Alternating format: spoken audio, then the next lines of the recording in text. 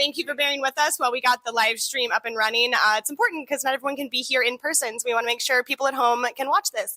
Hi, everyone watching from home. I am Lois. My pronouns are she, her.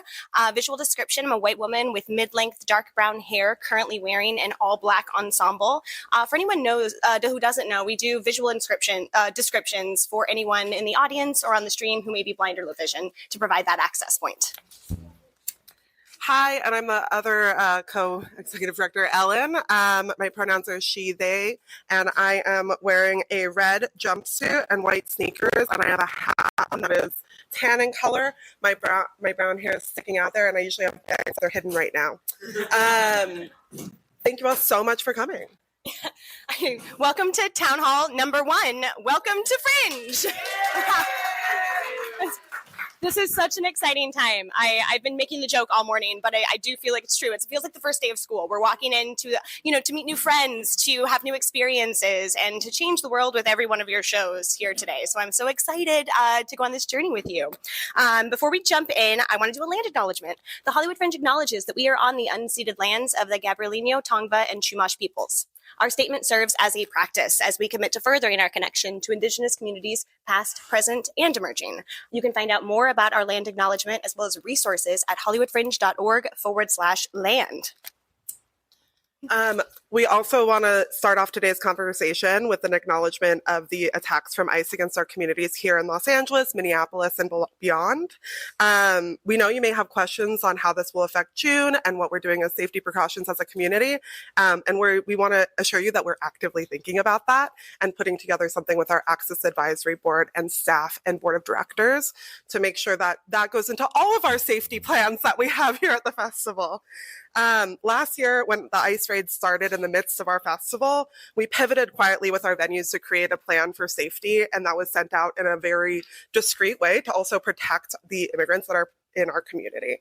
And so we will kind of take that as a learning cue and make that like a jumping off point as we talk with our venues about what their experiences are in the next couple of months, our artists who are active all around Los Angeles, and as well as our colleagues in Minnesota and beyond that are also facing this. So thank you all for talking to us about it, and we'll have a fully pledged plan ready by April 15th, and we'll have discussions about that more in April time when we have a little bit more information about what is going to be going on in Hollywood. And yeah, this occupation sucks. Fuck it.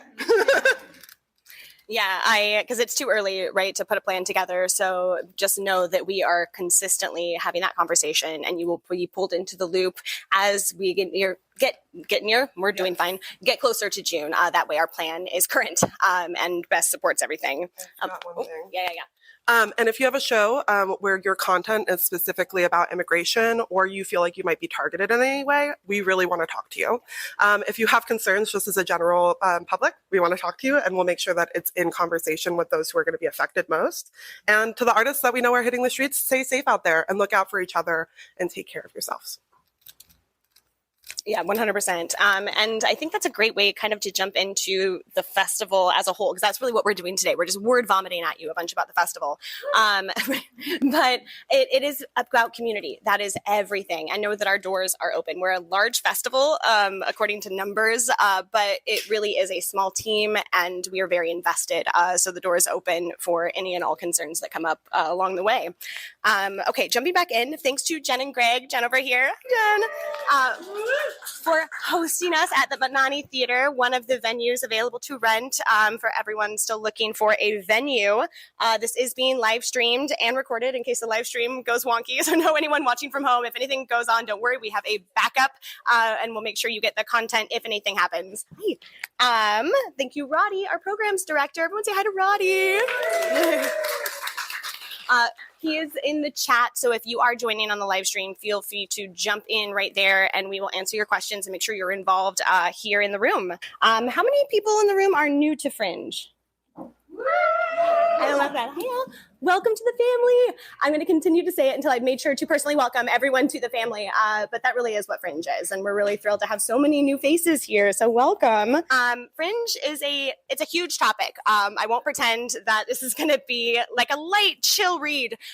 This is going to be a lot of information. And so no, this won't be the first time you're hearing it. Everything we say today is available on our website in the support portal. There are so many resources to you. So don't, like today, I think if you look into it going like, I want to learn as much as I can so that I can figure out what questions I have.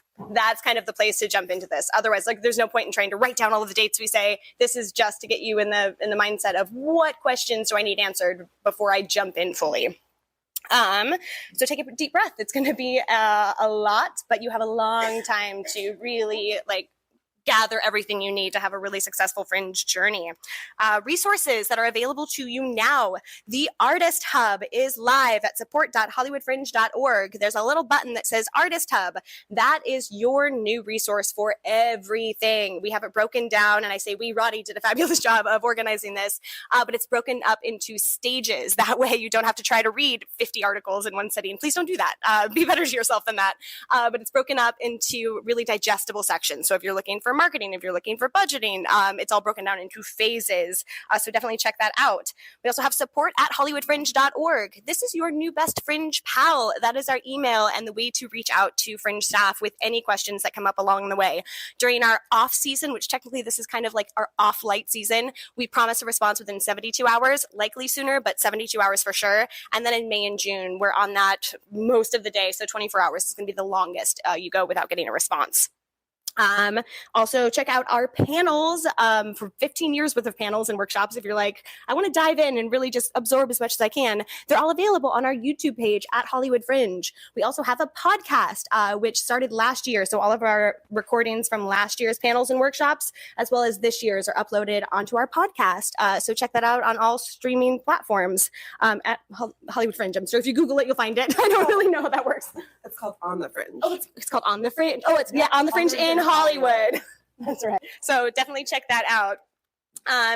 Also, you can schedule a one-to-one with Roddy. We know that these group settings are so good to get a lot of the general information that you're going to need to do Fringe, but you're going to have specific questions about your show or about, certain venue needs you have. Feel free to go to the Artist Hub and book a one-to-one with Roddy so that you can have 30 minutes of dedicated time about your Fringe journey. Start getting involved on social media at Hollywood Fringe across all platforms, and then start using hashtag HFF26, not 25. It's going to take a minute to get the 26 down. I'm still in 24. I know. It's so true. But use hashtag HFF26 to start to market yourself, get to know the community. It's a great way to kind of see what everyone else is doing along the journey. Also, to make sure you're not missing a beat, make sure you're signed up for our newsletter. If you're signed up for our general newsletter, you're going to get a lot of this pre-stuff. And then once you register for the festival officially, you will get our participant email, which is going to be vital to make sure you don't miss a beat, along with deadlines and hot tips, important information as far as your participation in the festival. There's also a lot of opportunities, free marketing opportunities that I promise you're not going to want to miss.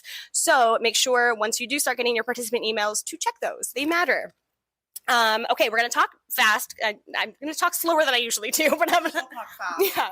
In fact, we should start this now, actually. We did this last year and it kind of worked. I sometimes can energize their bunny. If I start to just go, let me know and give me a good God woman, I will try to slow down. It helps. It's a perfect time to also mention that I'll be talking a little bit less and a little bit slower and with a little bit even more of a speech impediment because I'm getting some dental surgery tomorrow and I'm in pain. So just if I'm a little hard to understand, I'll be trying to speak slower to enunciate. Yeah, yay, dental surgery. So we are going to talk decently fast to get through a lot of information, but we will do questions. So no, we try to break it up into sections or chapters. That way you don't have to hold on to your questions for the entirety of the hour and a half spiel. So just hold on to your questions until we ask for questions, and that will help us all keep to the flow and get this all done. Okay, I think that's my first list. Ellen, I'm going to hand the applesauce back to you. Thank you, Lois. What is the Fringe? Okay, so 1947, you're in Edinburgh, Scotland, and there's this curated international festival that comes into your town, and you're like, well, I'm an artist, and I want to perform. And this little kind of Rage Against the Machine festival popped up on the Fringes, and then it became the Edinburgh Festival Fringe, which is now the largest uncurated festival in the world. Everybody showed up like you're doing today. And it's spread to new cities and countries, and there's like 300 plus around the world now. There's conferences and everything. Fringe is a big thing, and here in Hollywood, we're really lucky to be the largest in the United States right now, which is pretty intense and crazy. And we're also very unique in the fact that 90% of our participating artists are local to Los Angeles County, because Los Angeles is a theater town, believe it or not, filled with artists who are so incredible, and I can't wait to see the work that you bring here. Participation in Hollywood Fringe is completely open and uncensored as long as your production team and show materials follow our code of conduct, which we'll go over in a little bit. By opening the gates to anyone with a vision, the festival is able to exhibit the most diverse and cutting-edge points of view the world has to offer. Yes, I'm reading. Additionally, by creating an environment where artists must self-produce their work, the Fringe motivates its participants to cultivate a sense of entrepreneurialism in the arts. Finally, we're a nonprofit company, the Hollywood Fringes, and we give 100% of box office revenue back to you. And we want to be really clear. It is a pay-to-play model. And there's a couple of programs that we have to disrupt that inequity that creates. But at the end of you putting in this money, you do get 100% of your ticket sales. And that has been $5.8 million since 2010. So it's been a really wonderful impact on the Los Angeles economy. And thank you, artists, for investing in that way. Yeah. I think I'm already going off script, so this is a great start. Page 2, and I'm off script. But I think this has been a conversation in the World Fringe, like you talked about, especially today, actually. And I think it is important to know that, who is making buku bucks on theater art? Let's be honest. It is a really tough industry. And so I think naming that Hollywood Fringe is expensive. Theater is expensive, and producing it is cheaper at Hollywood Fringe, but it's certainly not cheap. And so now is the time to start to figure out what your goals are. That way you can really focus your efforts on achieving those goals. We always say that 2 goals is the ideal. And I know you have something. Oh, yeah. Yeah. No, you finished that. I thought that was a great thought. Yeah. We're such a team. We're such a team. But figuring out what those 2 goals are now are going to make those achievable. And this is the time to start asking your fellow participants, the staff members, how to reach those goals and what they are. Also, don't do Fringe as a risk. Do it as an investment in yourself. If you are feeling like this is risky for you, we aren't going away. You can do this next year. You can do it in a different thing. And there's so many opportunities for you to produce theater. Do it because it's right for your show. And we have a whole little blog that takes you on a journey on how to find out if it's right for your show, and all of that at hollywoodfringe.org/news, which is where we put that important participant newsletter info as well. So if you're like, I can't find the newsletter, you can always go to the news portion of our website. I know it's like your own cosmopolitan of what is right for me? What season is my season or whatever? Yeah. Okay, so let's talk about what Fringe is, because it's kind of an offshoot thing. It is a performing arts center, or nope, it's a performing arts. I'm done. No, we're doing fine. I want a performing arts center. No, it's a performing arts festival. That's what it is, a performing arts festival. It is open access with some boundaries, and we'll talk more about that. But it is open access, which means if you have a show, here is a platform for you to produce that show. It's community centered. We're going to say it over and over again. Community, community, community. That's what makes a festival special. That's why you're not doing a standalone run. That's why you're here, is because you're not doing it alone. And that's an important part of why Fringe is an exciting thing and why so many people come back every year. It's an opportunity to experiment with work, to bring new ideas. It's also has the freedom to fail because Fringe is less of a financial risk. Again, not saying it's not a financial risk, but it is less of a financial risk than booking a theater for your production for a month and not sharing that cost with other productions booked into that space. That's why we do the 15-minute load in, load outs, because you are sharing space with a lot of other shows. It's an opportunity to refine existing work, right? So a lot of people think it's for brand new work. It is, but it's also a place to refine work that you've already been working on or that has already premiered elsewhere. It's also an opportunity to build audiences. This network of artists exists as a way to cross-pollinate audiences. You will share more than just your ideas and your struggles and your highs, your lows. You will share audiences, because audiences, just like you are participating in a festival, they are too. So So like start to think about that now. How can you make sure that your audiences that you're bringing into the festival go see other people's work and they'll do the same. And then everyone gets more butts in seats, which is always good. So what isn't it? It's not curated. Again, unless your show breaks our code of conduct, we'll talk all about that in just a little bit. But it is not a curated festival. There are curated festivals within the Fringe model. We are not one of them. It's not a place to send your play for us to produce. I think that's important to note because that is one that does get confusing. We are not your co-producers. We are producing a platform to help you. We want to give you the tools. We do workshops, town halls, all of these things to make sure that you don't have to be a producer walking in to be a producer walking out.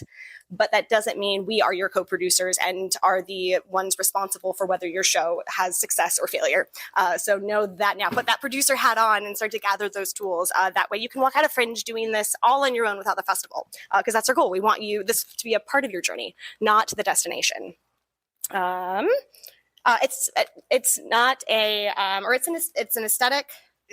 It's not an aesthetic. Well, yeah, it's not an aesthetic. We're right. It is right. So it doesn't have to be weird. We did write that wrong. Good team. But Fringe is often weird, right? It's often out of the box, experimental. It doesn't have to be. So know that if you're like, oh shit, like my play is really like, it's a dramatic play, a 4-person show, that's fine. Like it doesn't have to be anything to be a part of Fringe. So that's something to note as you decide whether your show is right for this festival.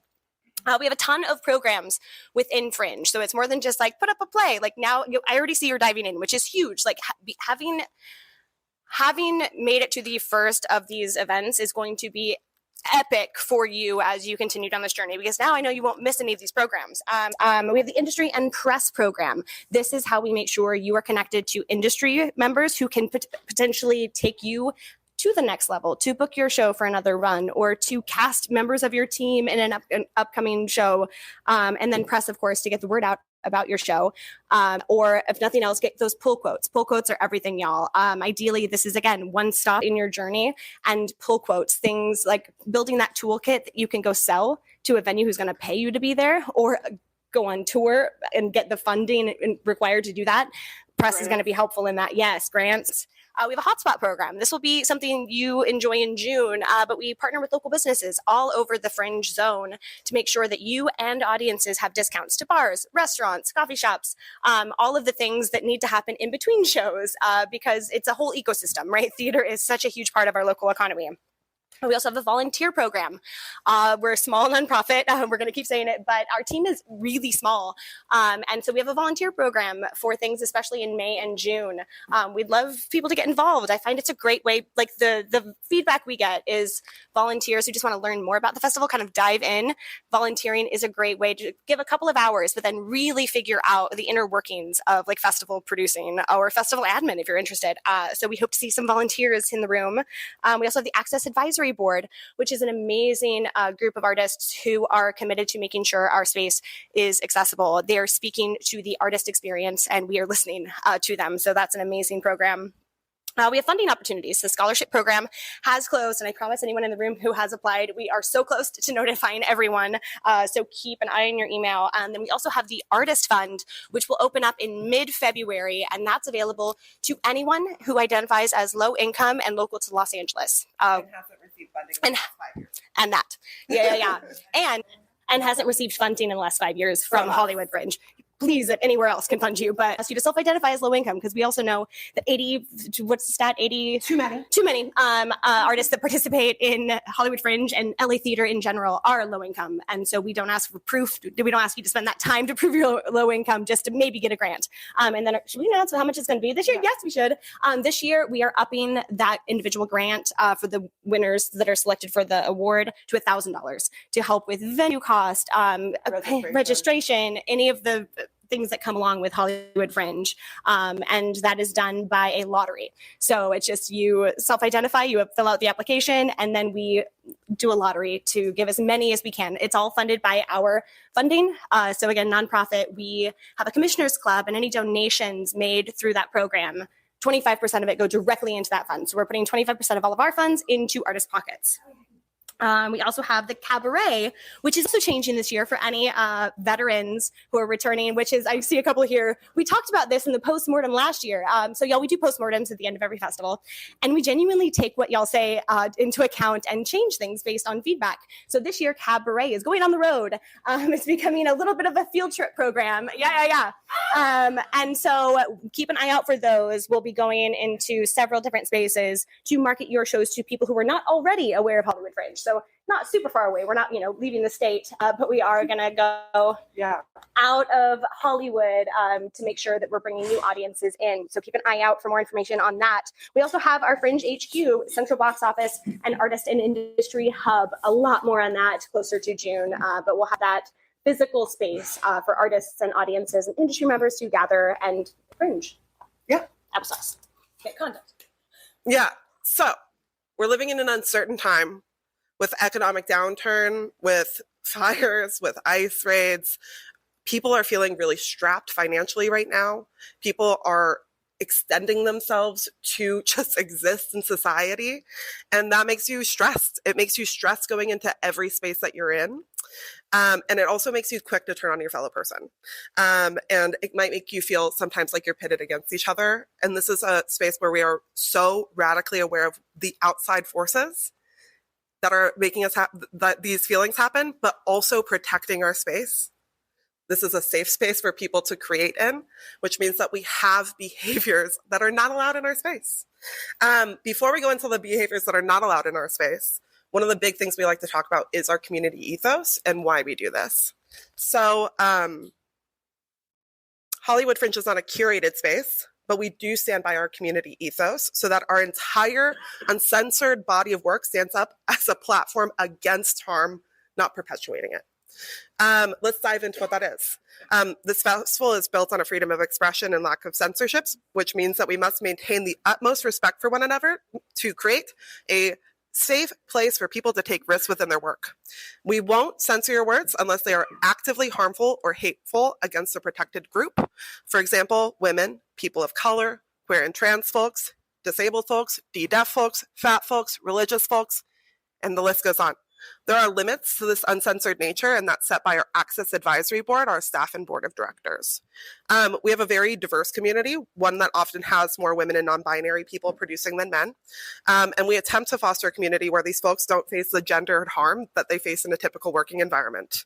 We're on a path to making this a more accessible space. This might mean that sometimes we might use disability-related terms that you're not used to hearing or that you might have questions about, or an interpreter might block your view of us. We encourage you to take that as a learning opportunity. Google those terms and move seats if you're able to physically, and appreciate that you're able to make those movements while others are not. We are a space that is committed to anti-racism, not only through our words, but through our actions. In many environments, people face microaggressions and racism on a daily basis, especially right now. And at Fringe, we actively work to keep those behaviors out of our spaces. We are fiercely protective of our community ethos, and we reserve the right to ask anybody to leave our spaces at any time for any reason.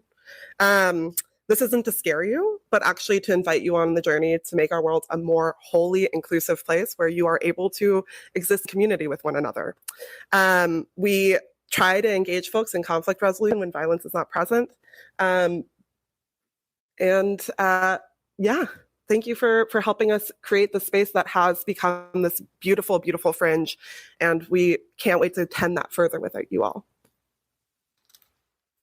Yeah, 100%. Following this community or this ethos has allowed the work to stand out. The work can be vulnerable because you don't have to feel vulnerable as a human in these spaces. So the code of conduct is the next portion of this, and I'm going to read it to make sure all of the points are mentioned because we do take it very seriously, and not following it could end your journey at Fringe, and we don't want that. So the following are not allowed in our community: microaggressions, verbal and physical intimidation, hate speech and harassment, sexual harassment and assault, excessive consumption of alcohol and other legal substances, aggressive behavior, and disrespectful behavior. As you are navigating the festival, we ask that you are mindful of intention versus impact. intent is what you aim to achieve by an action or your words, but the impact is not always what the intention is, and can often or sometimes be harmful. So we want you to keep in mind that at Hollywood Fringe, we look at intention versus impact, and we look at the impact of what has happened, because oftentimes the impact is harmful, even if it's not intended. So please just keep that in mind as you're navigating the space and your fellow Fringers. At Hollywood Fringe, we also keep in mind public versus private interactions. And this is important because we keep saying it, community, community, community. And it is easy to blur the lines. We can be community and still professional. And I think it's really important to kind of straddle that line. Because it is important that we all remember this is a professional space, and you're often going to make really close friendships within this space. And so remember when you are at Fringe or when you are in a private setting, because words are nuanced, and what may be appropriate in a private setting may not be appropriate in a public setting. So something to keep in mind at places like office hours, which are, community events where we are in a bar, we are talking about our shows. So keep these things in mind as you navigate the space, and you will have zero issues at Fringe if you do. We ask that if you make a mistake, bravely take responsibility for it. Listen and learn. Again, Ellen said we're not actively wanting to kick people out of the festival. And we can count it on one hand how many times that has had to happen. We want to have conversations and grow and learn in the community. So whenever that is the route taken. But a big part of that is taking responsibility when you have made a mistake, so that we can trust that you've grown and enter back into the Fringe community without further issue.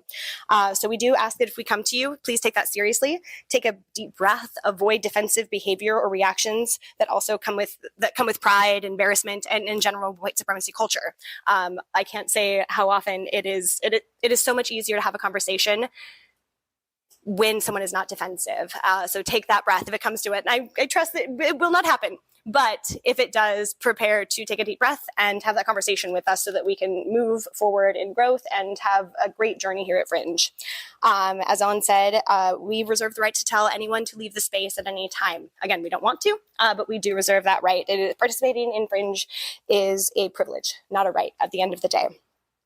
We ask if you witness or experience any harm at the festival to reach out to us. Conduct at Hollywood Fringe. That is not, you can also reach us at support at Hollywood Fringe, but conduct at Hollywood Fringe goes directly to Ellen and myself. And that will go directly to a conduct committee that helps us navigate situations when they do arise. Oh, yeah. It's not written here, but I think it's really important to mention that we only take action on direct reports. Yeah. So we are not investigators. We are not going through and finding out what is happening.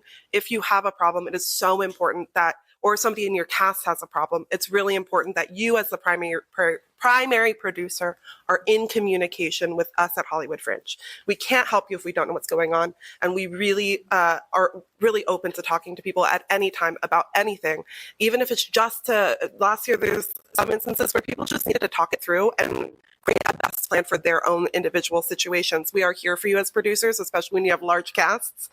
We are here for you. Yeah, absolutely. And so we're in year 16. The first several years of the Fringe, our code of conduct was don't be a jerk. We have expanded upon that to ensure that, if you know where the box is, you're going to be able to stay in that box in a much easier way, right? So now we have the box. These are, the list of what is not allowed at Fringe. But I think most of us, if you just remember don't be a jerk, it's going to cover it. Don't be a jerk at Fringe and you're going to be great. We already covered, so we're not in the business of punishment. We actually reject that whenever possible. And so we want to be in conversation. Remember, as the primary producer, Ellen kind of touched on this, but you are responsible for your cast and crew. The person who registers the project pays the fees, right? You might have a cast of 20, but recognize that when you're bringing your cast into these spaces, we're going to come to you if there's an issue with your cast or crew. So please share our code of conduct with your team. We think it's great practice for the first rehearsal to, share the document, have a 20-minute conversation about what you expect as a primary producer. And that way you will have no issues and you don't have to do any sudden recasting or, really icky conversations. Just start out the rehearsal process going over this and you'll be just fine. When it comes to show content, we mentioned it's about harmful speech. We're not actively, no show has technically been taken out of Fringe. We've had a couple of conversations about, some words or some areas that were a little gray, but it doesn't happen. If you're worried about your if you're worried about your content, please email us, support@hollywoodfringe.org. We are so happy to go over, hop on a Zoom and go over any content you're worried about. Because it's not satire, y'all. We're not worried about, making really important points. We're worried about harmful content. I think most everyone in the room is going to so yeah, don't be a jerk at Hollywood Fringe, y'all. That's I think with questions. Yeah. So okay, with questions, y'all, what we're gonna do, we're gonna bring around the applesauce. Okay, I'm never gonna live this down with the applesauce thing. But questions about, we're gonna cover a lot more topics. So keep the questions to what we've already talked about. Conduct and Fringe. Yeah. And applesauce. So if you have a question, raise your hand. I'll bring the mic over to you, and then start with your name and your show title. Start marketing your show now. You have so many potential audience members in this room, so get that conversation going. Okay, questions. Okay, run around like a host. Okay. Thank you so much. It's really thank you. Not a deep question. My name is Ronnie. My show is called Anonymous Rose, and I'm really looking forward to see you all there. My question is about, you said about the Artist Fund will open mid-February. When is the application process starts, or? Yeah, I guess I missed that. No, yeah, it will open mid-February, and then, so more information on that. If you want to learn about the past years, there's still information at hollywoodfringe.org/artist fund. The reason it's not open yet is we don't know how much money we're going to fundraise. So we're trying to keep fundraising, hollywoodfringe.org/club, to make sure we can get as many funds to distribute from there. Yeah. Okay. Would you mind passing the applesauce? Of course. Oh my God, that was Thank you so much. Hello, my name is Jason Pollock. My show is Empats Burt Thunders presents the first annual fundraiser to save the whales. Yes. Oh, thank you. You mentioned that the cabaret is going to be going on the road. I was curious what else is like new and different for people like me who've done Fringe for the last 5-10 years. Of course. We're going to talk about some of it later, but Not much that we can announce, because if you think about it, we are still in conversation with our funders, because we haven't secured our entire funding scheme for this year. And so much of that is kind of built with them. But what I will say is that cabaret is the biggest change that you're going to see. And then some HQ changes as well would be like the other thing that will be changing, possibly, if things go. Yeah. It's just so hard to tell with that one. Yeah. Well, and in general, so for anyone, so HQ, we rent a space. We don't work in an office. We work out of each other's living rooms, mostly Ellen's. But we don't have a space year round, which means we rent a space for the June festival. And it's not like nobody will let you rent temporary space months in advance. It's a fun little trick we have to figure out every year. But yeah. And I would say that those changes for the festival really get announced at those last two town halls. So especially that last town hall is where we're like, these are all the programs, and you these are all the announcements, and that's before tickets go on sale. Yeah, but no major shifts. Like it'll just be little tweaks, like every year. Hi, I'm Hope. I'm working on the Secret Seminar with Jordan. Sorry, what is the cabaret? Cabaret is a chance for artists to do like 5 to 7 minutes of their show as a way of kind of teasing. It's a Netflix teaser, right? A way to tease audiences into their show by providing a little snippet. So in the past, we've done it at Fringe Central, and we've found, because of feedback from artists, for the most part, it was artists seeing each other's work, which is so fun and lovely, but that's not very helpful in getting butts in seats. So we're taking it on the road to now involve ourselves in new communities that might not otherwise be seeing Fringe work, to tease them into coming over to Hollywood Fringe. And a couple that we'll do again, we had a little 30 minutes at the Pride stage. There was the community stage that we had 30 minutes there. We do like Melrose Trading Post, which is like a farmer's market type situation. And so think about those types of activations are really our goal, is to go into spaces where lots of Angelinos are looking for what's the next thing to do. And so lots more on that later as we confirm partnerships and book these sessions in different venues. Shall we keep going? I think I do have one question from the chat, which is, and then you could just repeat it into the mic and it'll be really fun. Do you suggest we add trigger and content warnings? Yes, definitely. And we'll definitely go into that a little bit on this when we talk about the project page, and then lots more at the Access Town Hall, which is Town Hall number 2. But we'll definitely cover that in the next section, I promise.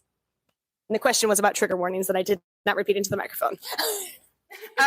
We have tons of free educational events to help prepare you for a successful Fringe season. You're at one of them. This year we have a mix of in-person and digital events, and all will be live streamed and recorded in case that live stream isn't perfect. We will have ASL interpreters at some events, but you must request them for 72 hours in advance at least, and if not sooner, if that is an access requirement for you, we would love to provide that for you.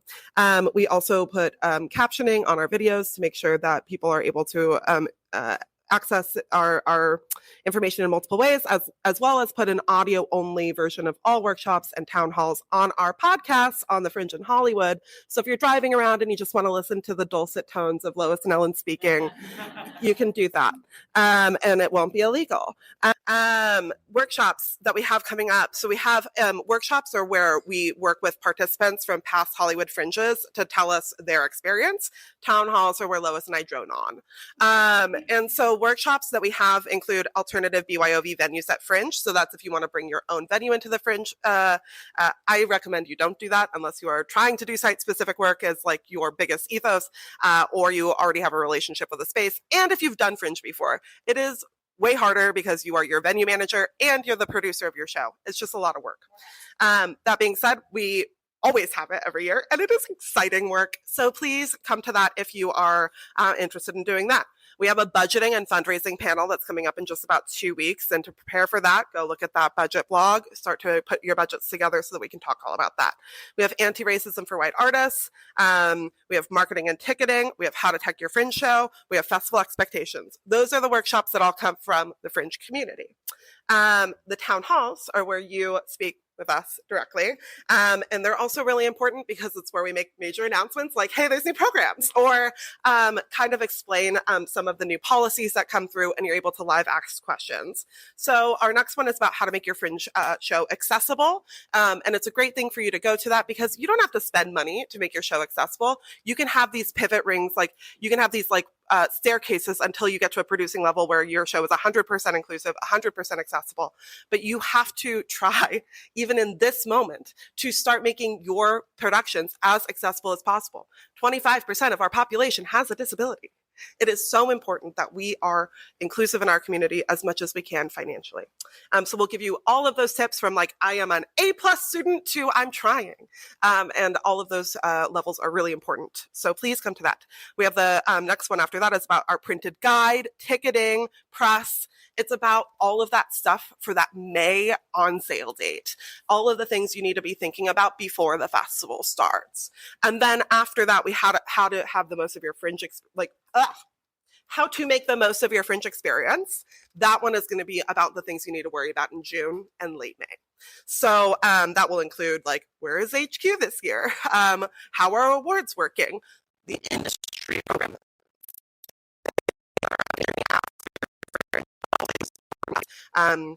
About things that we can't really announce before late April.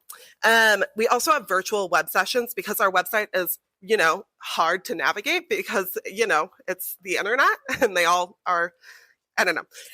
It's hard to know exactly where everything is on our website. And if you struggle with that, you can come to these web sessions and ask us live questions. And there's also a recording of them afterwards where you can kind of just look through how to go exactly through all of the different things that you can do on your ticketing capabilities. You manage your own box office through our platform.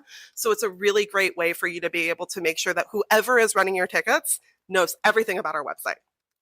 Basically, everything we talk through at these sessions, we show you in the web sessions. There's a live stream. It's like a screen share happening, and you're able to like see every single little thing. You actually click here, kind of things that you might not know just by looking at a page. And in addition to all of these events, you could always book a one-to-one with our staff, especially if you're new to Fringe or that if you have like specific burning questions. A one-to-one is 30 minutes where we'll just kind of dive into your process. There's a link to schedule that is being dropped in the chat for those that are online, but also you can look in your email that you received today if you're on our email list, and it's in there as well. Office hours are back. Join Hollywood staff and participants in casual meetups at different bars around Hollywood. Whether you're a veteran Fringe or a new one, these are for you. This is actually the text that is there. So these office hours are at different bars around Hollywood. You can come, you can have a mocktail, you can have a cocktail, you can have a water. It is an open space for you to come meet with Fringe staff and meet each other. There's often food at we're trying to go to more bars that also have food and different options as well. And then if you want to come to like a 100% free event, come to our community days in Hollywood. So we have two that are a flat walk around the Hollywood Reservoir. It's paved and flat. And we have two that are at Plummer Park, and we will please register for a ticket, because once on that morning of, we'll send you a little email being like, this is the exact meeting spot, come see us. And then we'll all hang out in the park twice. One of them will be a walk, one of them will be a just chilling. All of those details can be found at www.hollywoodfringe.org/events. Your new, you can add them all to your calendar even there. So you should do that. All right. Important festival dates and deadlines. February 1st. What happened today? Registration opened. Exactly. Perfect. April 15th. That is our next deadline, which is the registration and venue booking deadline for printed guide inclusion. Make sure you hit that deadline, because it would be just silly to put all of this money into a production and then not end up in the printed guide, which is a part of that. So make sure April 15th you have your venue booked and you're fully registered for the festival. On May 1st, tickets go on sale for the festival. June 4th through the 9th are previews. June 10th is our opening night party. No shows will be scheduled on June 10th because we're all going to be celebrating in community. We force it. You are not allowed to do anything on your own. It is community day. And then June 11th through the 28th is the official 2026 Hollywood Fringe Festival. And June 29th are the awards and closing night party. Okay, party. The awards and closing night party, which is a Monday. Again, a feedback session from a couple of years ago suggested, why have it on a day where we're still doing shows? Brilliant. Now it's on the Monday following. For awards, I'm going to give you a sneak peek now, but we will talk about it at length at a future town hall. But awards, we have two types of awards at the festival: Community and Discover Fringe Industry Awards. The Community are voted on by people who are seeing shows and your fellow artists. And the Discover Fringe Industry Awards is the program that tries to give you opportunities post-festival. That can be tours to like Adelaide Fringe, Denver Fringe, Sydney Fringe, Italia Off, Soho Playhouse in New York, local bookings, or, I mean, there's some cash prizes. There a ton of opportunities, because our whole goal is, again, for this to be a part of your journey to kind of launch you into the next stage. Okay, I think And we'll go over those later. Yeah, for sure. And all of this is available, again, at the Artist Hub in the support portal. So all of it is on the website. Yep, exactly what I was going to say. Applesauce. One brand. We're going to talk about registration. What is it? There's 3 requirements. You go online, you create a project, you book a Fringe venue, and you pay your registration fee. Boom, you're a Fringe show. That's kind of crazy, right? The paid registration and venue booking don't have to happen in any order. You can register first, or you can book your venue first. The one thing that we want you to do is register as soon as possible, so you get on our radar and we know about your show, and we're able to track you as a part of the festival, because we do that. But then the second thing is, we know that some people can't. They're like, I have to wait till like April 15th financially. Just make sure that you sign up for our artist newsletters, which we have a link in our emails already. But you'll see in our upcoming emails, we're going to switch over to only sending to that participant list starting in about mid-February. So if you're not going to register till April, just send it. You could get that link. And if you can't find that link, just send us an email at support@hollywoodfringe.org, and we'll send that link over to you to make sure that you get on our email list. New this year, we're not doing live stream shows. Right? Yeah. I was like, you can still stream on your own and do it. We're just not going to ticket it because we can't email your patrons back, and we're their box office, and it got really confusing. It was not something that we saw a ton of money being made in. It was not something that the like amount of money we were spending on like fixing it was like the amount of money that people were making off of it, and it would be better for us to get butts and seats. That being said, if you want to live stream and ticket it in your own way, do it all yourself, because then you're able to really engage with your audiences and you have more complete control. Okay, great.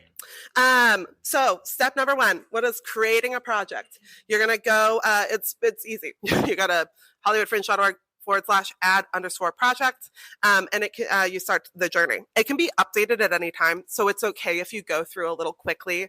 But remember that you want to update it before like April 15th for that guide deadline. I do want to mention the category because this is where you might like get stumped. You just choose where your show fits best. Just because you have a one-person act doesn't mean you have to choose solo show. You might fit better in the clown and alternative comedy section. You might be a musical or an opera. There are this is the category that you are considered for awards under. So that community voted award that is associated with your category. It's also where you are organized in the Fringe guide. So you need to pick what is best for you from cabaret and burlesque, clown and alternative comedy, comedic theater, comedy and variety acts, dance and physical theater, dramatic theater, events and workshops, immersive and games, musicals and opera, solo theater. Does that mean that you should not choose solo theater? No. If that's what your show is, you should definitely choose it because somebody's going to come to your show pissed if it's a solo act and they didn't think it was. And that happens every year. And so you really want to just be clear and stick to your guns there. Now also note that short description is what goes in the printed guide. Your long description when you're filling out your project page, that is going to be your website information. The short description also goes in the iPhone app. Sweet.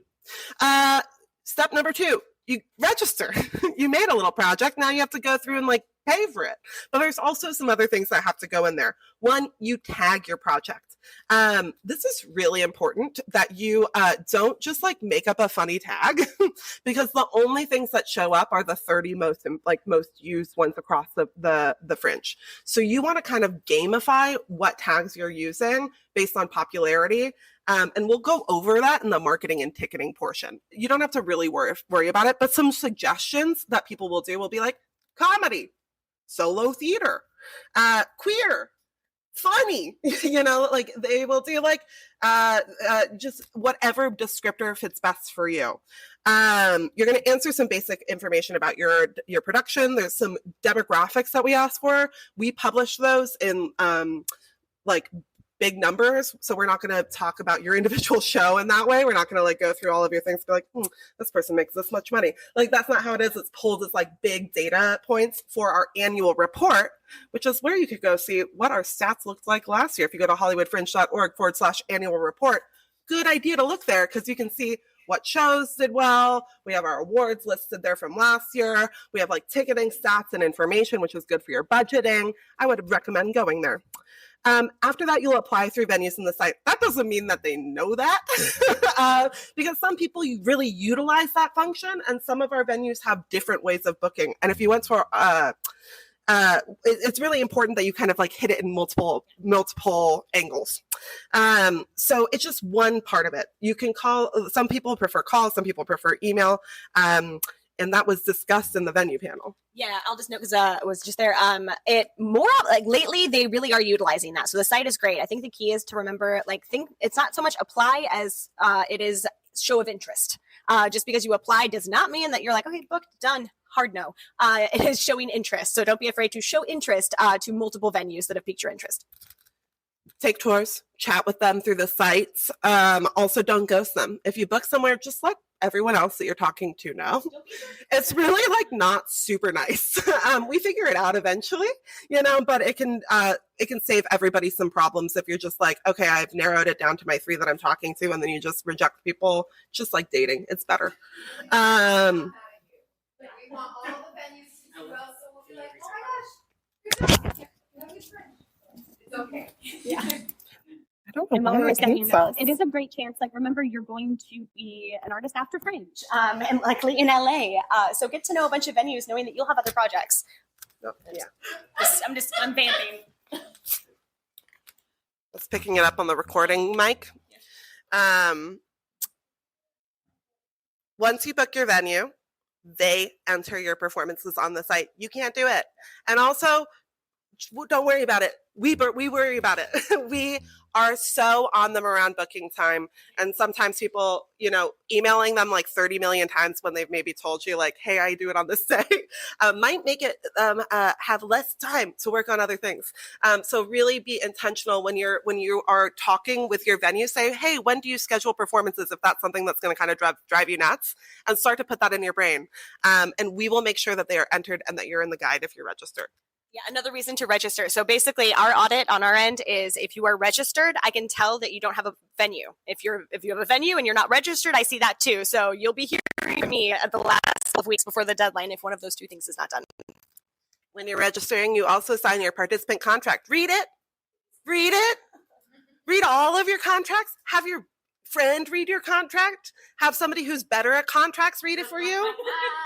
Read it.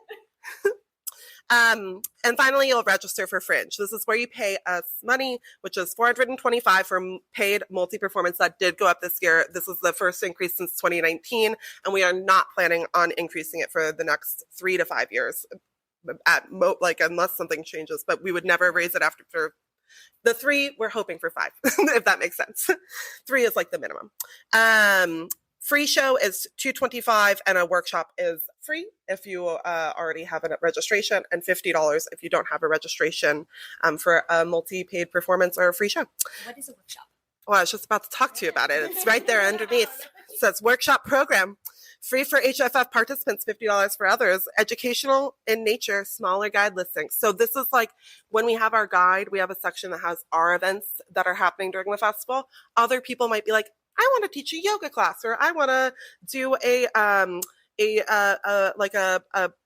study this specific type of theater and I want to do that, a lecture on it, or I want to have an event of some sort. It's really been pretty wide open there, and it works for some people because that is like what they are. They are teachers. They like to share in that way.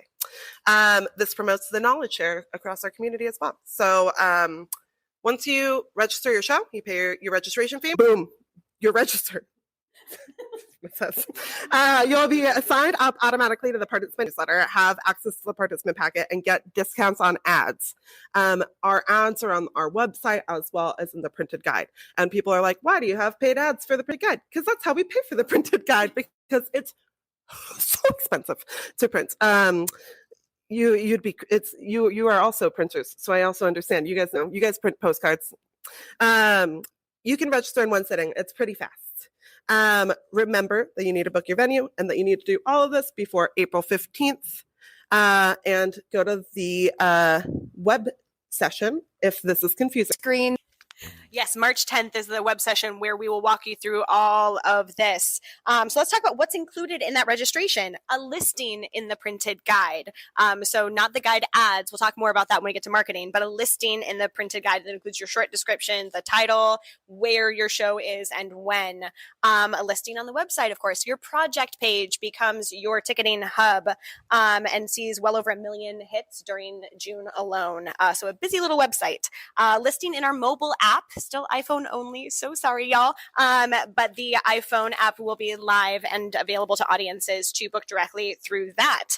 Ticket sales via the website, of course, phone, walk-up, and mobile. And so part of what you get is our ticketing service. We are actively corresponding with your audiences, handling refunds, handling moved shows. Just so you know, we don't do refunds after 24 hours, but we do allow for switches and refunds before that 24-hour mark.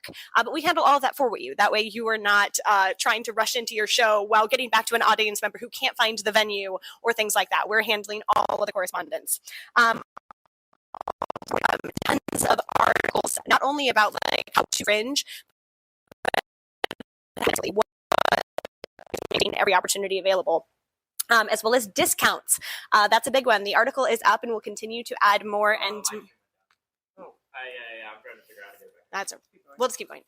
Sorry, live stream. We have a video backup. Don't worry. But discounts. So on printing, on outside marketing, on graphic designers, on anything, videography, photography, anything that one should be thinking about as a producer, we have discounts available in that article. So check out the Artist Hub for that. Of course, discounted ads on the Fringe website and the printed guide. Ellen started to talk about this, but it's 50% off as a registered participant. So please don't buy your guide ad or your website ad unless you've registered, because then you will not get the discount, and that would be silly. Wait until you've registered to do that. And then those discounts show up automatically. Basically, once you're signed into your user account that has attached to that show, you'll see those prices automatically at the reduced rate. You can also find specs and templates for Canva, Photoshop, and Illustrator at hollywoodfringe.org/ads. We tried to make it super easy. You don't have to be a graphic designer to create a guide ad. We want everything to be really accessible to you. So that is all there for your use. Participant support via the special participant newsletter, which we've talked about, and of course our one-to-one services to help you along your journey. Qualifications for awards is a big part of that. You were automatically qualified to receive awards. Again, our community awards is an automatic voted by audience participants. And then our Discover Fringe industry program, you self-apply, but you are all to do so. We do that way. For you. And so all of our awards are kind of opt-in to consideration, but you do have access to opt in to any that you qualify for based on what the award presenter is looking for. Reviews on the site. This is a big one. Y'all, the Fringe audience is so keen to leave reviews, which is a huge part of your producer's toolkit. You need to know how to market your show. And sometimes that's different than how you started the process, right? You're going to find out what your audience is saying. Like, oh shit, I didn't even think to market my show in that fashion, what have you. So you're going to get audience reviews. You're also going to get reviews off the site. Sometimes press outlets won't necessarily be involved in the Fringe site, but they will review your work. So with that comes access to our press and industry program. We're going to talk a ton about that. We have an entire town hall that is kind of dedicated to that portion. But we're doing everything we can to put your show in front of because we want you to find out panels, town halls, all of these things that we're doing here to make sure you have every tool available to you. All of the Fringe marketing, the pole signs, the billboards, digital, print. The idea with the marketing is we are advertising the Hollywood Fringe Festival, and it's your job as an individual show to make sure your show is standing out within that advertising. We get people to look at Hollywood Fringe, you get people to look at your show. Yeah. And then free Fringe marketing opportunities like Fringe Cabaret, and we'll do social campaigns. We'll have tons of things to give you extra eyeballs on your show. So keep an eye out for more information as we near May. And then, of course, access to the staff email. Y'all, please use this. We see, I can't remember the number off my head. We posted it in the annual report, but thousands of emails every year. So please be some of those. Support at hollywoodfringe.org. And then, of course, fun, networking, opportunity. Fringe is more than a festival. It is a Yes, y'all. You're gonna find your artistic, your personal network in this room. So, look around. The people in this room are going to be friends by the end of this. They're going to be potential collaborators in the future, and that's the beauty of Fringe. Okay, let's talk book your venue. That is an important part. How many people have started to look at venues just on the site? Okay, that's great. Yes, I love to see it. Fantastic. Because it's important. You want to make sure to have a venue. Otherwise, you're not going to do the Hollywood Fringe. And that would suck. The first rule, it must be in the Fringe zone. That is going to be Franklin, Vermont, Rosewood, and Fairfax are kind of our boundaries. We do that because we're a festival. We can't have people, driving 2 hours between venues. Otherwise, they're not seeing multiple shows. You get it. So we do have the Fringe zone. You can apply to venues through the Hollywood site, hollywoodfringe.org/venues. That is going to be your best tool to apply directly, look at specs, look at pictures, get to know these venues. Like we said, tour multiple, spend time deciding what is right for your show and your budget. Every venue is going to be different and offer something different. Don't assume, we've already talked about it, but don't assume that applying that you're good to go. Make sure that you are keeping up on that. Basically, it'll work as once you talk to a venue, they contract you separately, right? It's kind of a 3-system thing. You have a relationship with Hollywood Fringe. We have an artist agreement with your show. You will have a contract with your venue. And then we work with the venues to make sure all 3 come together as one. So once you talk to a venue that you're really that you're like, yep, I'm booking this venue. You sign a contract, you pay them money, and then they make it official on the Fringe website by proposing a deal to your show where you can look over everything and go, yep, these are the dates and the performances, all the things match what we talked about. Once you hit approve, then it's live on the site and ready for ticket on sale. So that is how that works. Check out the venue panel. It is live on our YouTube page at Hollywood Fringe, and most of the audio works, I promise. But make sure to check that out to get to know. I think there's 14 venues that are on that panel. So really great way to look at things. Jen, I think you're the only other venues in the room that I didn't see. But would you want to introduce yourself really quick and talk about your many venues? Yeah. Bring you the applesauce. I get the applesauce. Which side? Either side. I'm loud. We're good. Okay. Hi, I'm Jen Crafts of the Stage Crafts, because our last name is Crafts. But my husband Greg and I run numerous venues. This one, the Modnani that you're sitting in, this is one of them. Hooray. The other one is the Hobgoblin Playhouse. I've got some of my hobgoblins right here already. We have a brand new venue joining us this year called Bad Ladder. They are a super cool, eclectic space. They have two spaces. One is a 60-seat black box. It's very cool. And then the other one is a really interesting, green screen psych studio, which would be really great for a very intimate solo show, because it's going to see about 30. So very cool. And then if you have a big show, we have LA Pack, the Promenade Playhouse at LA Pack, which actually I'm going to afterward. I have someone here who wants to tour. If anyone would like to join me to come see it, come take a field trip with me. It's right up the street on Highland. But that is a big playing space. It has 88 seats, and it has 3 different playing spaces. It's a reverse thrust. So the audience sits in the middle, and then the playing spaces are around them. So it's very cool. So if anyone wants to see it today, stick around and talk to me, and we will take a field trip.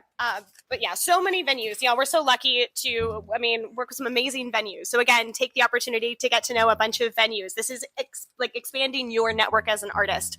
It will not suck to know 5 venues really well and be able to hit them up when you have a show at any moment. Not the worst thing ever. Okay, project page, and then we're going to get to questions. So your project page, we've talked about getting it started. Let's talk about how to utilize it, because again, this is your ticketing page. This is where people are going to decide whether to buy a ticket or not to buy a ticket. So make sure you are utilizing every aspect. It is the hub for marketing and selling your tickets. Post pictures, videos, and trailers. Post anything you have to get audiences into your theater. We live in a world of streaming where people need to see 7 commercials before they actually commit to watching a 2-hour show, right? So utilize that. We can talk about trigger warnings. I know that came up in the chat. So the long description is where you're going to want to put any trigger warnings. Trigger warnings are important because you don't want your audience to lose faith or trust in you. It is really important to make sure to consider your audience's health and safety when it comes to content. And we'll talk a lot more about that in Town Hall number 2. But if you have questions about certain material, we're always happy to chat that through. support@hollywoodfringe.org. But it's important to take care of your audience because that's how they return to see future work of yours. You want to jump in? Oh, I just wanted to say what some common trigger warnings are, just in case you're like, what does that mean?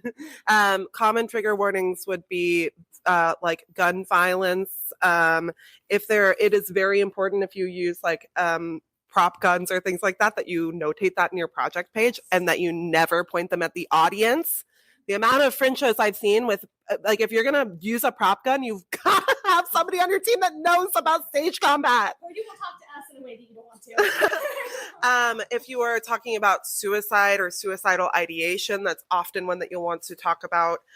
Anything, also violence just in general, anything of a violent nature is something that you will want to make sure your audience is prepared to go into. I can't tell you the amount of Fringe shows I've gone into being like, this is going to be so great. And then afterwards, I'm like, I'm dead, and I have a meeting that I planned right afterwards because I didn't think about that because it wasn't on the project page. And so it leaves a bad taste in people's mouths when you're not completely honest with your audience. And I promise you're not giving anything away by just saying that there's a topic that is being brought up in your show. It doesn't ruin your artistic intent. Nobody is going in there knowing your full story, but it does mean that the people that want to engage with that type of content have the ability to. I forgot another one. Like if racism, sexism, ableism, sometimes those are important things to put in, especially if when it's sensitive or and so much of that comes from personal nature. So especially in those personal storytelling shows, let's think about what things your audiences might want to know before coming in, especially what you might want to know. It can help you know that. Yeah, you're right, because it is not going to scare people away. It might maybe one or two people, but I promise you they will like spread the word that they were harmed in your show if they come and are not prepared for that. And in fact, we've had a few times, press has reached out to us incredibly angry, or industry. So no, too, it can really ruin potential opportunities post-festival, because that is not a sign of a producer ready to go to the next level if they're not able to protect their audience, right? So really important thing to think about as you look at your show and how you're going to market it. Remember, nothing is locked until April 15th. So please spend time on that project page. Get to know it. Send it to a friend. Look at, once you meet people at office hours in this room, send them to each other, because it's easier when you don't know the show so intimately to go like, oh, I don't really actually understand what's happening here. Like, it's really pretty pictures, but what is the point of the show? And so use each other to get that insight. Also, it's where the reviews will be posted. So you'll get reviews from your audience. We send an automatic email after the end of every show, or technically it's like 5 minutes into the show, but reminding an audience that booked a ticket through the Fringe website to leave a review on your page. So we do that for you. And those will all show up on your page as well. And they live there forever. We kind of hoard information in that, like, you'll have that internet stamp forever. If you want, you can delete it if you want to, but why? Because then people are able to look, if you've submitted to a curated program, you can, hey, here's my project page, and the full list of reviews is there. You cannot delete reviews, and we'll talk more and more about that as we get closer to May. There is our code of conduct, right? So if they are harmful, if they are personal or attacking in nature, we will delete them if you reach out to us and if it does break our code of conduct. But we won't delete a review just because it wasn't very nice. Like if they just talk about the content or the show not being very good, that is unfortunately it's all or nothing. You can turn reviews off if you're doing a workshop. If you're not quite ready for outside feedback, that is absolutely okay. You can turn off reviews. You just can't decide which ones are going to be on that page. But again, if it breaks our code of conduct, we will absolutely remove that review. No questions asked. What? Questions. Well, questions asked. Sorry, but like there. Actually, lots of questions. That's there. But yeah, that's fair. So you collect reviews there. That your guide proof is also going to be there. You're going to hear a lot more about that in April. But even now, you have a little tab that says guide proof, so you can see exactly what is going to be printed. So that as you're filling out your short description, as you're doing all of this, you'll see, okay, this is my print right here. So that's there. When tickets go on sale on May 1st, you have full control over your page. We really believe it is important to give you the autonomy over your producing journey. So you have access to everything on that page, to change the price of your tickets, to change the discount codes, to add discount codes. Anything on that page when it comes to ticketing, the only thing you cannot do is refund. You can reach out to us and we will refund people, no problem. You can't refund, and you can't change the runtime of your show. You can email your venue to change the runtime of your show. But given there's potentially 50 other productions happening in that space, it would be a mess if everyone had access to change runtimes that would, mess up other shows. So those are the two things you cannot do. But everything else, we want you to have that autonomy. You see in the moment as tickets are being purchased in May, who's purchasing tickets. You get access to a patrons list because that audience is your audience. So we have an opt-in where they opt in to share their information with the producer. Some 95% of audience members will share their emails. And then you walk away from the festival with an email list ready to bring to your next production. Okay, so get to know that page. It's a beautiful page, and we want you to take full advantage of it. I don't know. Okay, questions about all of the Say that we're doing budgeting next and marketing. Yes, budgeting and marketing is next. So if it's a budgeting or marketing question, hang on to that. Good call. Okay, 1 second. My pants are sticking to my bottom. That's fun. All right, here we go. Thank you for the applesauce. My question is, so I am bilingual. And so is there space for doing a show in Spanish and then a show in English? Is that a possibility? Yeah, one down. Yeah. Yes. people have done that. And we have some check boxes that you're able to do at, I think it's at the performance level, to do performed in Spanish for the performances that are performed in Spanish. And that will show up when people are booking a ticket. That way you have it there. And if you, that's like a part of the accessibility workshop too, will show how, where those live, what they are, and things like that. But please do that. It sounds great. Yeah, absolutely. In this space, actually, in the past few years, that were our Yeah. manager who runs this venue is. It makes it easy. Yeah. And use the long description. I think anything like that, because like the more information you want, again, it's communication, right? You want people to know they have access to that. So use that long description for anything, because there's no limit. Try us, like how much you can put there, but it'll be important to be like, note, these different performances. When I put the project, so I do one project or two projects. So if I do One project. Yeah. And so I will show in English. Can I also do the thing in Spanish so that people that maybe don't speak English can access? So if you did two projects, it would be 2 registration fees, which is why we don't recommend it. And you'd basically be promoting 2 different links. Whereas on the long description, what you can do is provide an English translation and a Spanish translation in that long description. And then it really comes down to marketing, like your own personal marketing, and getting them to the page from there, just having both available. Yeah. More questions? Yes. Hi everyone, my name is Hasmik. I am the director of the trick. This is Linnea. She is producing our production, and this is Alexandra. She is doing the trick. I'm doing the pearl by Joe Primal. Our question is like more of a technical thing. We created the project, and I'm wondering if it's like different from the registration, because we were looking at the steps and we were wondering, because we wanted to apply to venues. We applied to venues, but we want whatever the audience sees as like marketing and like clicking the links is like much different than what we put in like create the project. So is it different? Are we going to be able to edit it if it's not different? How does that work? I think what you're asking is like what is visible to the public versus what you see on your admin page. That's a great question and very confusing. I get that. The best way to look at that is like go incognito and just look at the Fringe website and use that link because your project, because I know I'm a visual person, right? And just like seeing exactly what they see. But basically anything on your page as a admin or as the primary producer that is editable, will not be visible to them. They won't see ad media. They won't see like complete registration. They won't see any of those admin tools unless they are logged in as you. But I think, go incognito and view your project in that fashion. That way you can really visualize what's public. And it is editable after you submit the project. So when you submit the project and you go through, and if what you see is public, you don't want public, you can edit it right away. Yeah, I can move the applesauce. Hi, I'm Jordan. Our project is called The Secret Seminar. And I created the project page, and I had a venue reach out saying, I noticed your show on like the project catalog, but I didn't see a view where I could see projects. I'm curious about other people's shows. So how do I view other people's projects on the website right now?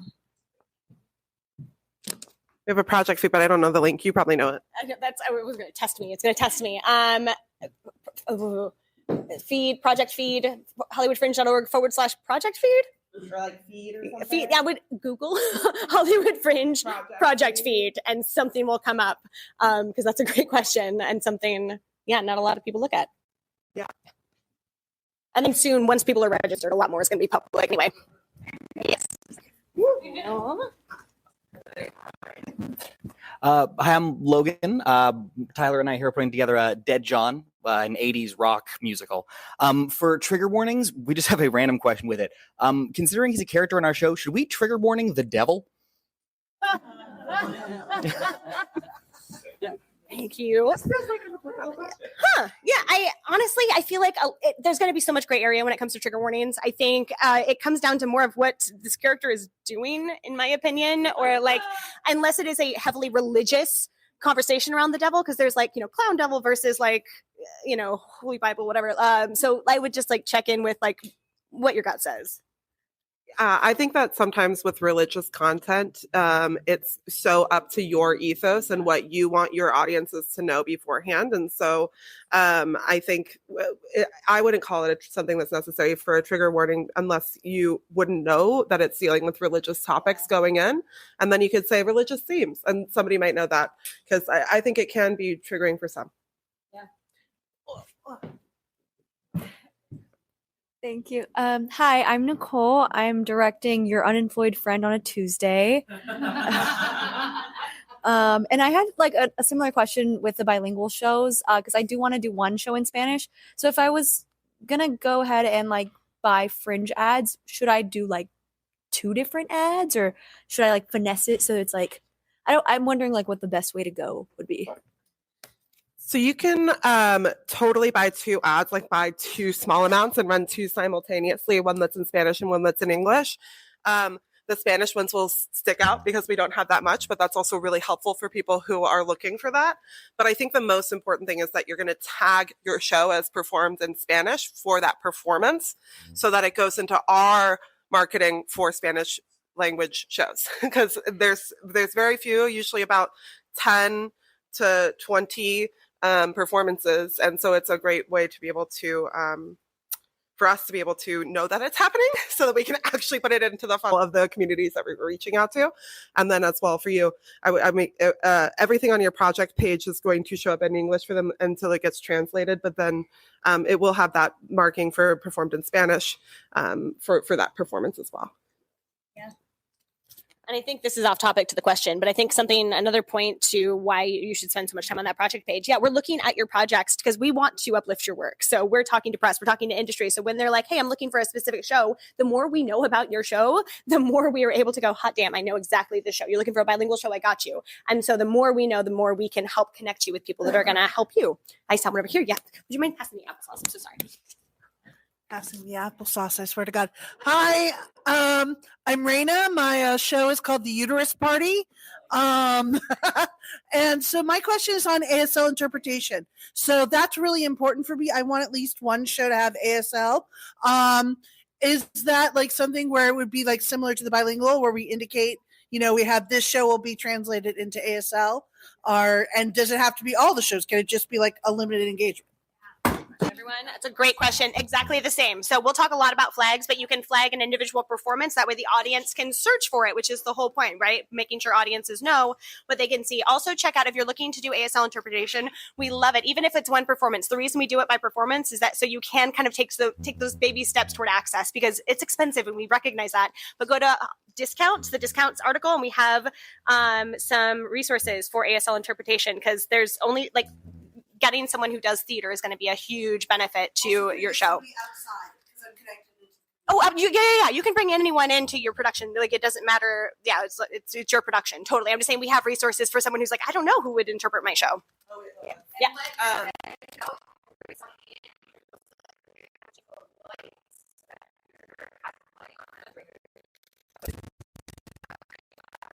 Agreed. I think it's really important to come to the accessibility workshop where we'll go really deep into it as well because performances have such a lengthy prep process for ASL interpretation that doesn't get considered sometimes because they are translating your art. And doing that live is very, very difficult in a different way than an event setting where they're just kind of running through some language. And so we'll go over like some of those best practices within that as well. Yeah. Okay, next question. Yes. I'm Linnea Pramel. I'm the primary producer of The Trick that Alex will direct, and Hasmik will direct the Pearl. Can I add them so that they are contacted as well? Because right now I'm getting the only emails from you. Yeah. That's a great question. So we do need just one primary contact for a project. That is only for a handful of things. So who gets paid? That's important. We can't split up payments within a production. So who gets paid? Who receives the industry and press requests? So industry and press that sign up through our program will have access to contact individual shows. We can't have it going to 9 emails because can you imagine the mess? So it will be the primary person. And then for Fringe contact, if something were to happen, we need a point of contact to make that conversation a little easier. But there are ways around it. So you can add admins. Anyone on your team, you can add as an admin, which gives them access to 99% of the function outside of those 3 things we just talked about. They will be able to change ticket sale or ticket prices. They'll be able to add discount codes. They can see your will call. They can see your patron list. all of that will be available. So that is a fix. Also, if you're looking for a hack, if you're like, I have a co-producer that really needs to receive these emails, you can add like a email that both of you have access to. That is a fix. Just be very cognizant of like how you're organizing that internally, because that can get messy very quickly. But I think admin is usually the best bet, and everyone gets a participant email. If you add them to your team, they will get the participant email. So they will also get to, know about office hours coming up or about deadlines. Everyone who's added to a team gets the participant email. Yeah, great question. One more, and then we'll jump over to the next. Sorry about the reach. Hi, my piece is comedy, The Fall of the Roman Republic. What is for the bring the own venue in? Can we just have a theater that is outside of Hollywood, or is that too much? Yeah. It has to be in the Fringe zone. That is absolutely like there's no, especially at this point, we can't extend the boundaries. It has to be in that Fringe zone, which is available on the venues article. But I said, come to the Thursday workshop. If you're interested in exploring that, we're going to go into so much detail, y'all. You're going to be annoyed at hearing about BYOBs because we're just going to dive into it fully. Oh yeah, our boundaries, just so people know, is a little bit into West Hollywood over to Fairfax, a little bit into East Hollywood over to Vermont or Virgil. Vermont. And then south down to Melrose there's like one block, and then up about to Franklin. So that would be like within there. You can bring in venues, but outside of that is a no. Yeah. Let's chat money. Let's chat about dollars. That's great. Thanks for letting me know.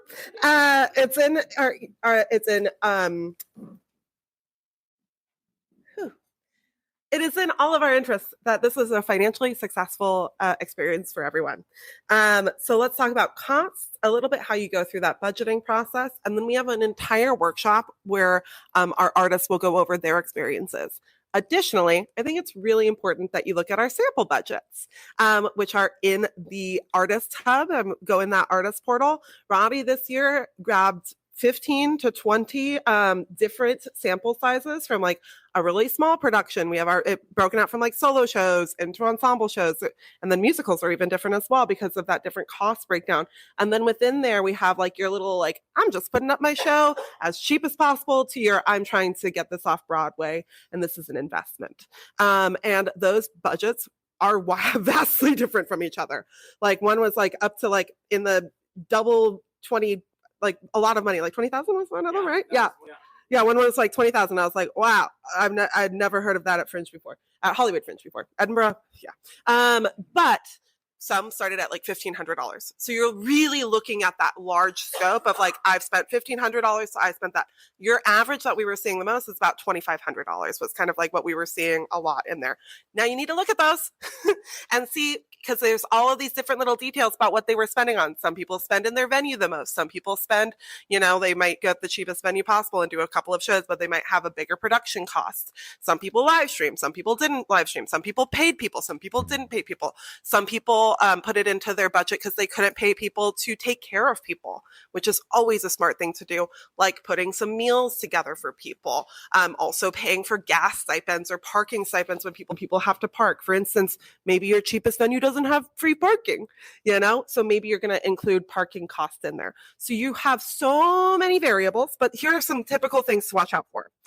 Your registration fee. Remember, it's $425 for multi-paid performances. So anybody who's charging costs for tickets, $225 if you are doing free shows. That's free on the website. You're doing a free show for the community. $50 for that workshop, but that's very uncommon unless you're already doing a show. And then you're going to put, your biggest cost is going to be your venue rental.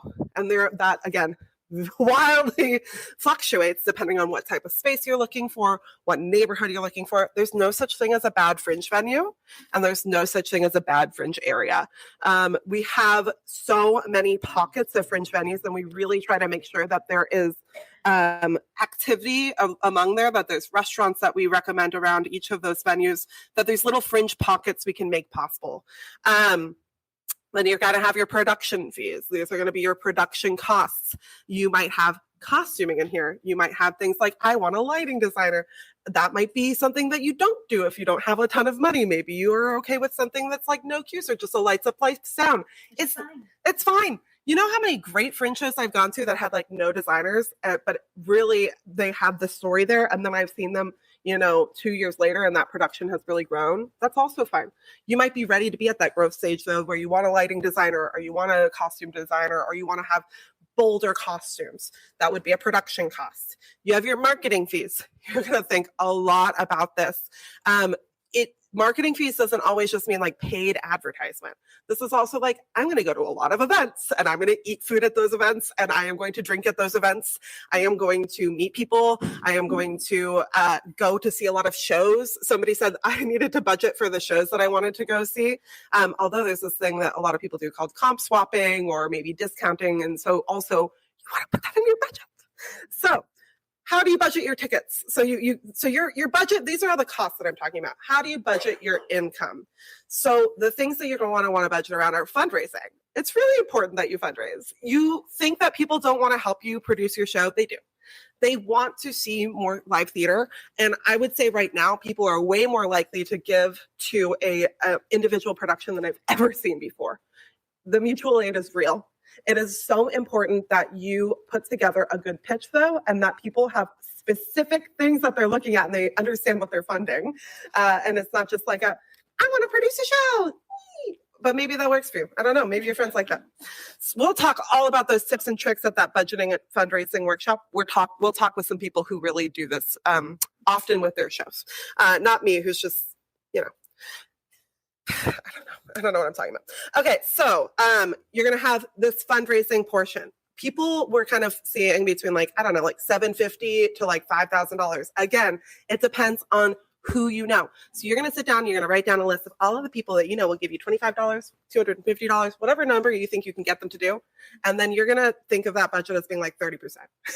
That 30% of those people will actually give to you. And that's what you're going to put in your budget. And then you hope that it gets bigger than that.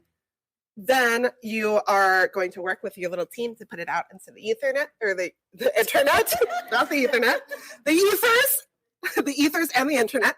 And people are going to be like, I want to support you, I hope. But you have to work really hard to do that. And you also have to think about like the time cost analysis. Sometimes it's good to put like a small amount into fundraising and focus your time into, your full-time job. That actually like is guaranteed to give you money. You know what I mean? Like sometimes like it's good for you to like take some like analysis of like, how much work am I putting into this fundraiser? And is it more work than just like paying for things out of pocket? Because I do see people who are new to fundraising really burn themselves out from something that takes time to learn as a skill set. But it's an important skill set to have if you're an artist. So it's never too late to start it.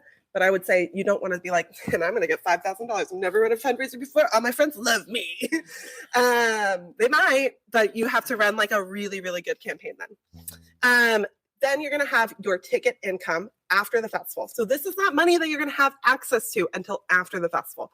But this is how you're going to be able to tell if you broke even. And if you want to know about like what people paid last year for tickets or like what numbers are, go to that annual report that I talked about. You'll be able to like really kind of get some ideas from that. So there's 3 different types of prices that you're going to want to budget around. And don't worry, in the budgeting thing, we have like a budget template. You're like, Ellen, you're talking so fast. We are going to talk about this for the next couple of weeks, and we have templates that have this exact information so that you can kind of go through it. But you have 3 different types. You have your regular like advertised price. This is going to be for a tourist who like picks up a Fringe guide and books a ticket. These are going to be your like, these are going to be like 30%. You know what I mean? Like you're going to want to kind of be like, okay, all 3 types of these. Your participant and your price is going to be for your fellow artists, and you're probably going to want to heavily discount it, if not make it free. Some people are like, I'm going to discount it here, and then I'm going to do like a comp swap sort of thing where like I give them a code if I want to give it to them for free, but any artist can get in for $5. And some people don't discount for artists, and you just have to be really clear with your community. Like, I'm so sorry, I only have 3 shows and I only have 49 tickets, and it's a ensemble show and we're going to sell out, you know? And that's okay. Yes. You're going to have your community price as well, which is just $1 off tickets, right? Yeah, great, thanks. I haven't said this in a year. Sorry. Your community price is just $1 off tickets. That's anybody who has a Fringe button, which is a lot of Fringe Fringe people. So they usually get $1 off. So if you set your ticket price at 15, know that some will be bought at 14. So you're going to want to like budget that like 50% of your tickets sold are going to be at that artist price.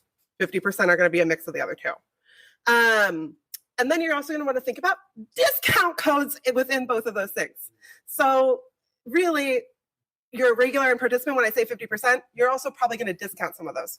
So don't say like, I'm setting my base price at $15 here, and then I'm going to offer a discount to these communities at 12, and I'm going to offer a discount to this amount of communities to this community at 8, and then I'm going to offer a $5 artist thing, and then you're just going to kind of like start to think about like what that like number is for each of those groups. Like, say you have like a writer's retreat with like a lot of nice Malibu women who like have the money to come and support your show. And you can be like, you know what? I'm going to give them a discount code because it gets people to buy things.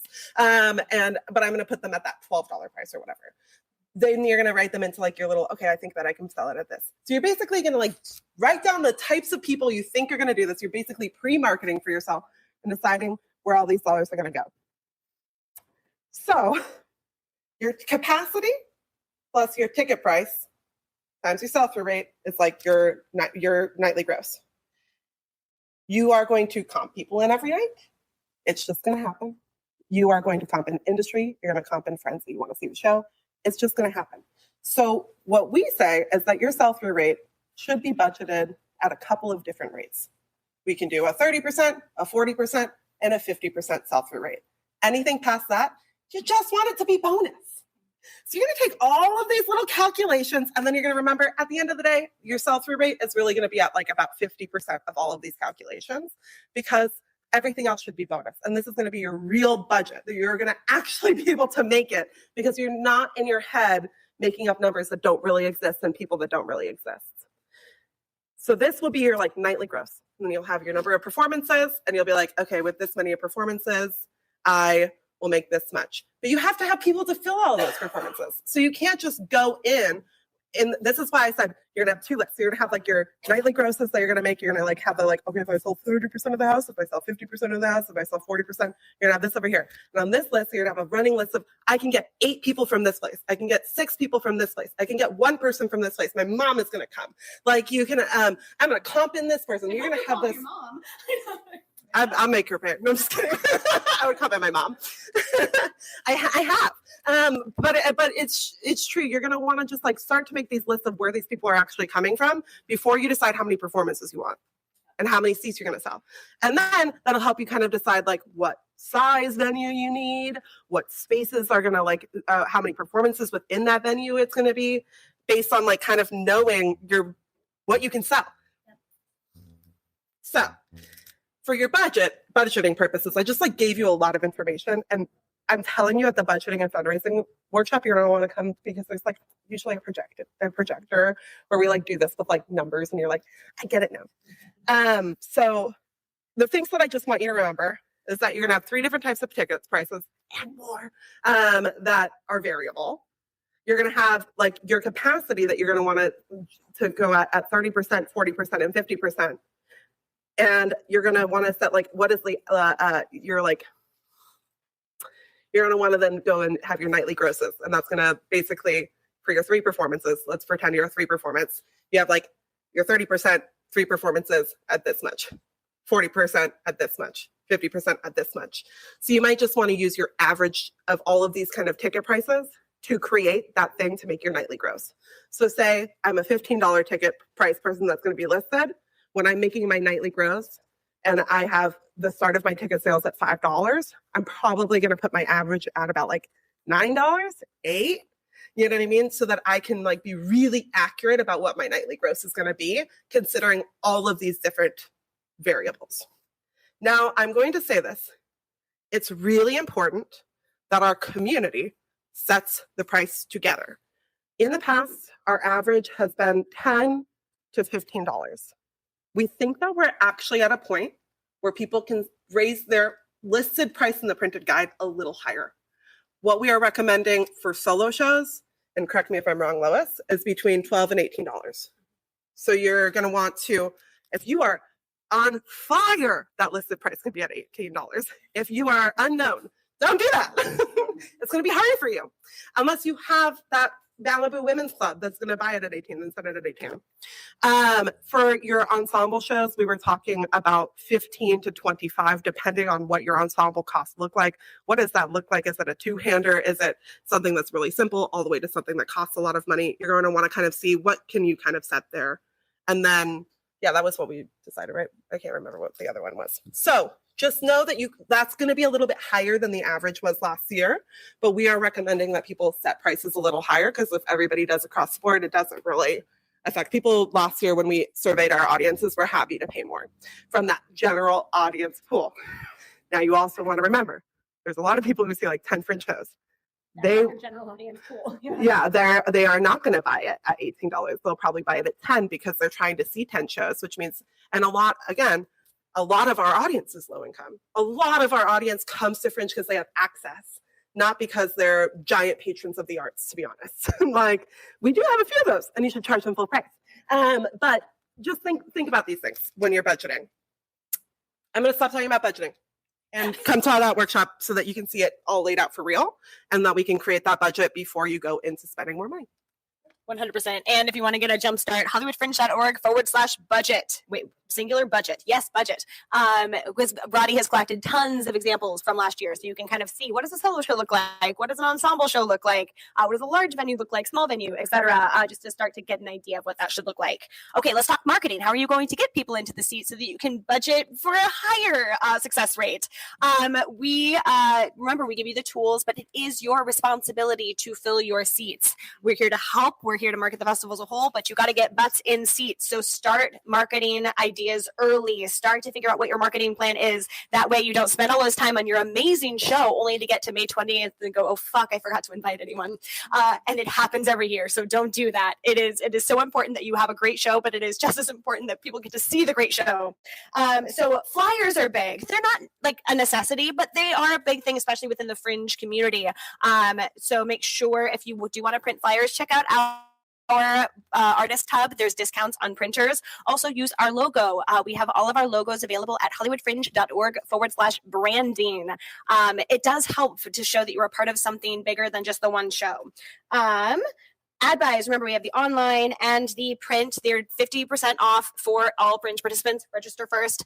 And our cheapest, $125 is our cheapest. We have an 8-page ad all the way to a full page ad. We'll also do a auction at the end once we've closed ad sales, which is April 15th. I'll be honest, we usually push it to April 20th, but right in there, we'll do an auction for some of the larger, like the centerfolds, the front cover, not the front cover, the front inside cover. Good God.